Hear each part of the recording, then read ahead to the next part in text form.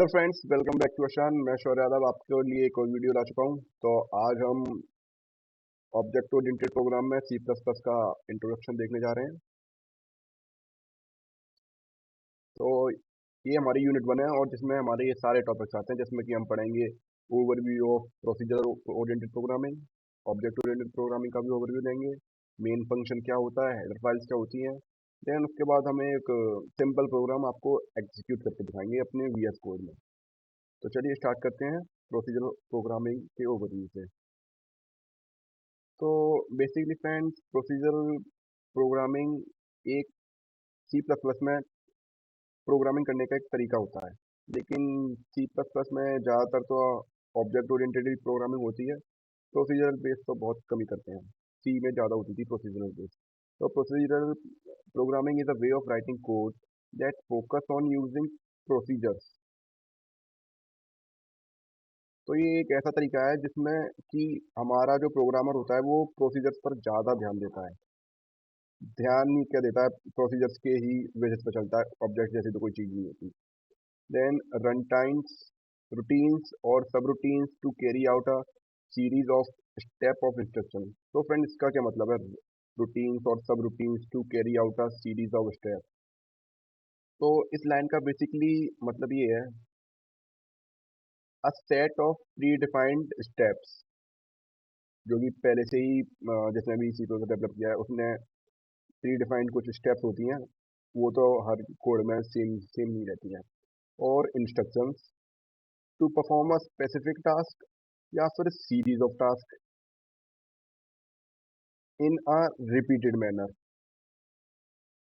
तो friend basically ये set of pre defined steps और instructions to perform a specific task और series of task और in a repeated manner. तो this can be done through a programming और using a specific procedure, जो कि हम procedure oriented programming ही पढ़ रहे हैं, टू कंप्लीट अवर टास्क। तो इस लाइन का बेसिकली मतलब ये था। And unlike object oriented programming, it doesn't use concept of objects, मैंने आपको ऊपर ही बताया था। And instead organizes the program's logic. ये प्रोग्राम के लॉजिक पर, लॉजिक बेस्ड प्रोग्रामिंग होती है प्रोसीजर प्रोग्रामिंग हमारी। तो इसमें कुछ हमारे की पॉइंट्स आते हैं, जैसे कि प्रोग्राम स्मॉल पार्ट्स में डिवाइड होता है जिनको हम फंक्शंस बोलते हैं, और इट टॉप डाउन अप्रोच को फॉलो करता है, एल्गोरिथम से डील करता है, लेस मेमोरी नीडेड होती है, और कुछ एग्जांपल है इसके फॉर्टन और पास्कल। तो फ्रेंड्स, आपको प्रोसीजर ओरिएंटेड प्रोग्रामिंग ज़्यादा डीप में जाने की जरूरत नहीं है। कभी कभार क्वेश्चन पूछ लिया जाता है और ज़्यादा नंबर में मार्क्स में भी आता नहीं है। तो अब हम पढ़ते हैं, ओवरव्यू लेते हैं ऑब्जेक्ट ओरिएंटेड प्रोग्रामिंग का। तो object oriented programming also is a way, procedure oriented programming की तरह ये भी एक तरीका है, लेकिन इसमें प्रोग्रामर हमारा प्रोसीजर पे, एल्गोरिथम पर ज़्यादा ध्यान नहीं देता। इसमें हमारा मेन फोकस होता है using objects which are instance of classes. तो ये इंस्टांस ऑफ क्लासेस क्या होता है फ्रेंड्स? तो इंस्टांस ऑफ क्लास रेफर्स करता है ऑब्जेक्ट्स को जो कि एक क्लास में से बनाई गई हैं इन ऑब्जेक्ट ओरिएंटेड प्रोग्रामिंग। तो क्लासेस क्या होती हैं फ्रेंड्स? तो थोड़ा सा छोटा सा आइडिया ले लेते हैं। तो classes are used to define a blueprint. वो जो भी हम क्लासेस में ऑब्जेक्ट क्रिएट करते हैं उनका ब्लूप्रिंट हमारा क्लासेस में डिफाइंड होता है for creating objects. And when an object is created, जब उस क्लास के अंदर एक ऑब्जेक्ट बना ली जाती है तो उसको हम बोलते हैं as an instance of class. ठीक है, ये एक तरह से जैसे कि एक क्लास है रोहन नाम की, उसमें एक ऑब्जेक्ट है कप। तो cup is a instance of Rohan, ये सिंपल मीनिंग है इसका। तो हर इंस्टांस ऑफ क्लास पे यानी कि ऑब्जेक्ट जो क्रिएट करते हैं उसके कुछ सेट ऑफ एट्रीब्यूट्स होते हैं, कुछ मेथड होते हैं, अ, ये सब होता है बस इसमें। तो अब हम बढ़ते हैं आगे। The main idea is to organize code into these objects that contain both data and behaviour. तो ये कुछ कीवर्ड्स पढ़ लेते हैं इसके। प्रोग्राम इसमें जो डिवाइड होता है स्मॉल पार्ट्स में, जिसको हम ऑब्जेक्ट्स बोलते हैं, ये बॉटम अप अप्रोच फॉलो करता है। लेकिन जो हमारा प्रोसीजर ओरिएंटेड प्रोग्रामिंग थी वो top down top down approach follow करती थी। It deals with data, more memory required होती है देन द प्रोसीजर प्रोग्रामिंग से। तो अब आगे बढ़ते हैं, पढ़ लेते हैं थोड़ा मेन फंक्शन क्या होता है। तो जहाँ पर भी आपको मेन फंक्शन लिखा दिख जाए तो समझ जाना आपका जो कोड है, जो एग्जीक्यूशन है कोड का, वो मेन फंक्शन से शुरू होता है। तो the main function is a special function that act as a starting point for a program. एक तरह से स्टार्टिंग पॉइंट की तरह काम करता है और एग्जीक्यूशन भी वहीं से होना स्टार्ट होता है। When you run a program the operating system usually begins executing from the main function. जब भी हम कोई कोड रन कराते हैं तो हमारा ओएस होता है, वो मेन फंक्शन से ही अपने प्रोग्राम को एग्जीक्यूट कराना स्टार्ट करता है। तो ये उसका कुछ सिंटैक्स है, ये देख लीजिए आप। इंट मेन, यहाँ पे आपको मेन फंक्शन दिख रहा है, यहाँ पे हम कोड लिख देंगे और एंड में रिटर्न जीरो तो केयर लगाना ही पड़ता है अगर आप इंट मेन इस्तेमाल कर रहे हो। ये आपको आगे भी पता चल जाएगा कि रिटर्न जीरो क्यों लगाया है। अभी आपको देख लेना है कि मेन फंक्शन से ही हमारा जो प्रोग्राम का एक्सक्यूशन है वो स्टार्ट होता है। तो एक और पॉइंट है इसके बारे में, it play a key role in directing the flow of operation in many procedure and object oriented. इस पॉइंट का मतलब यही है कि ये हमारे लिए बहुत ही ज़्यादा इंपॉर्टेंट होता है। इसके बिना की रोल परफॉर्म करता है हमारा प्रोसीजर और ऑब्जेक्ट ओरिएंटेड प्रोग्रामिंग में। तो आगे बढ़ते हैं हेडर फाइल्स। तो हेडर फाइल्स क्या होती हैं? तो ये हेडर फाइल्स में वैसे कुछ ज़्यादा तो नहीं आता आपको, अगर एग्जाम में आया भी तो एक डेफिनेशन पूछ लेगा। वैसे मैं आपको समझा देता हूँ। अगर फ्रेंड्स हमारे पास हेडर फाइल्स ना हुई तो हमारा जो एक्चुअल कोड होगा वो लगभग लगभग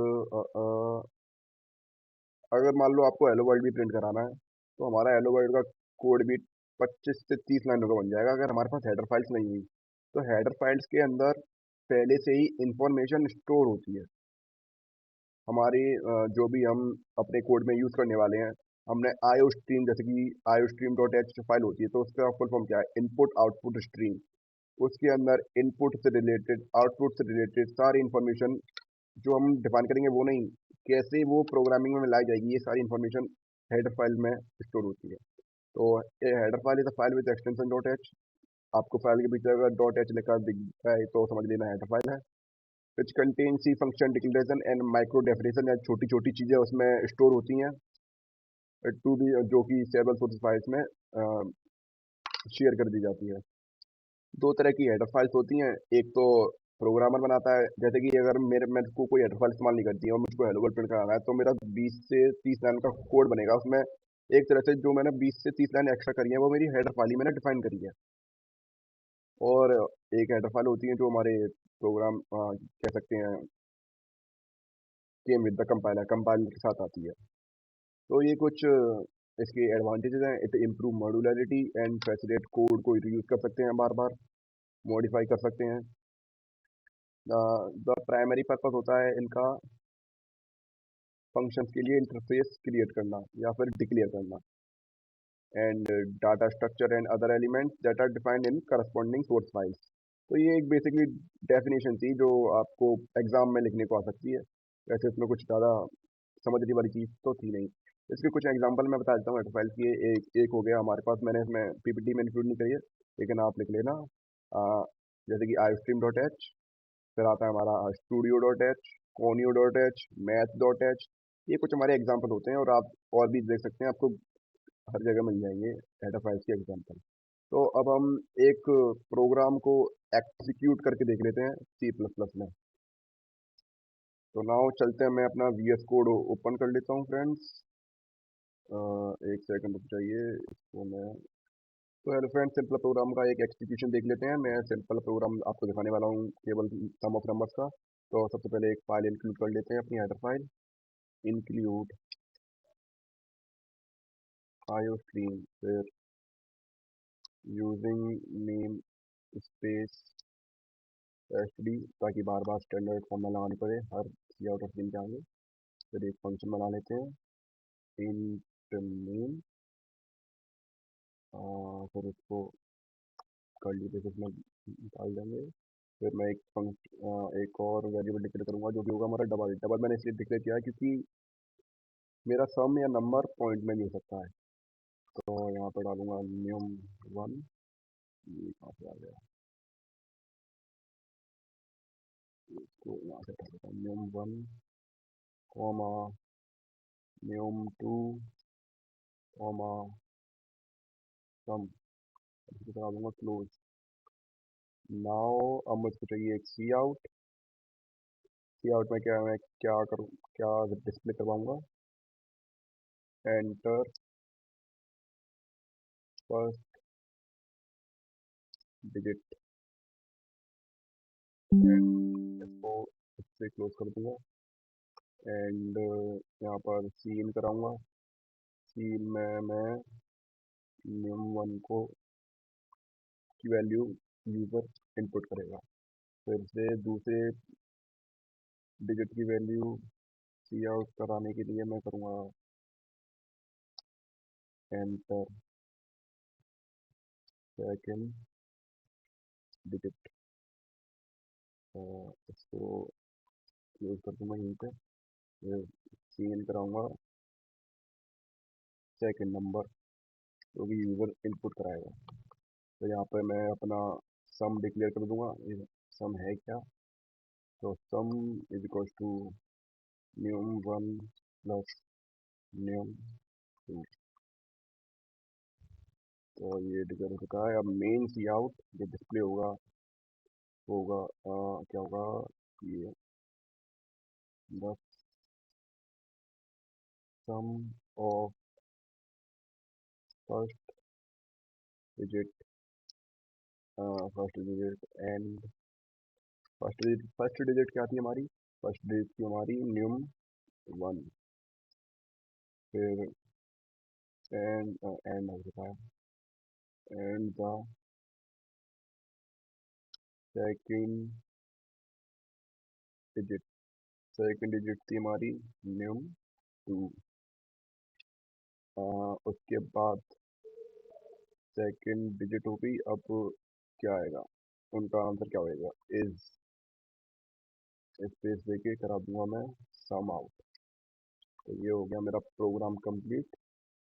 अब इसको आपको रन करा के दिखाता हूँ।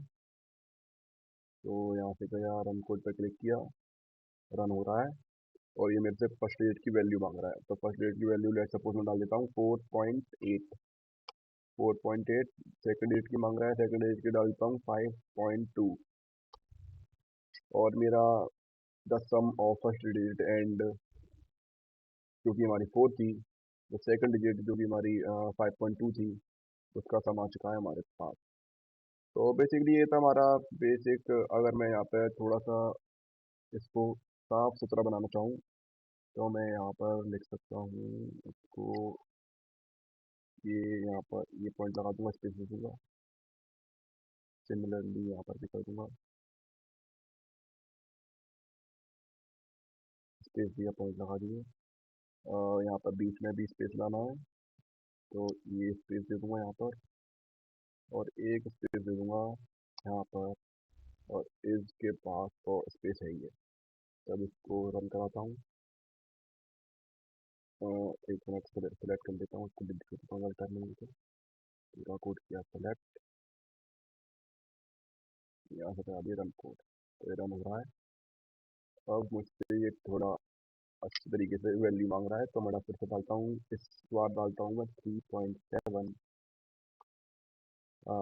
3.7 फिर डाल देता हूँ 6.3।